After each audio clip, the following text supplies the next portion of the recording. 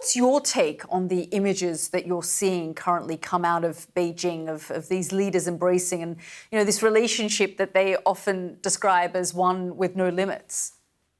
Well, it's pretty frustrating as a person who supports Ukraine and who calls Putin's invasion of Ukraine a illegal invasion. Putin is a war criminal. Here he is being honored on red carpets around the world, starting with Alaska, and here in these images that you're playing right now. He's not an isolated leader. He's seems to be getting a lot of attention from a lot of very important people. And it's very frustrating when if you just look at the simple facts of the matter, he invaded Ukraine. He is killing Ukrainian civilians every night. For what purpose? What is he killing Ukrainian civilians for?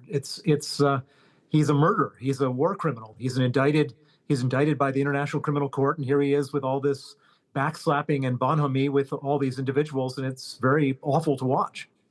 Yeah, I mean, as you say, it started in Alaska with Donald Trump welcoming him and giving him sort of this idea that he can travel to multiple countries across the globe and have these sorts of red carpets, laid out for him. And at the summit, he pointed the finger of blame. I mean, not surprising that he did this, but he did point the finger of blame, as he has done so for the longest time, on the West for triggering the situation in Ukraine, and also talked about the fact that there was this push for Ukraine to join NATO, which was something that he was just not going to tolerate.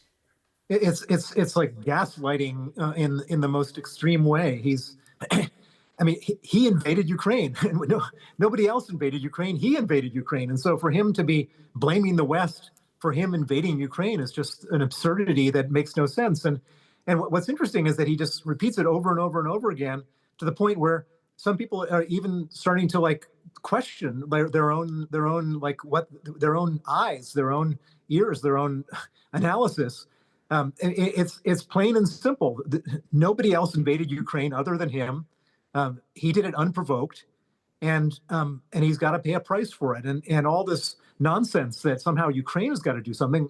Ukraine is just desperately trying to keep their independence, trying to not to become part of Russia, not to be occupied, not to have their women raped and their men tortured and killed, which is what happens to Ukrainians in occupied territory.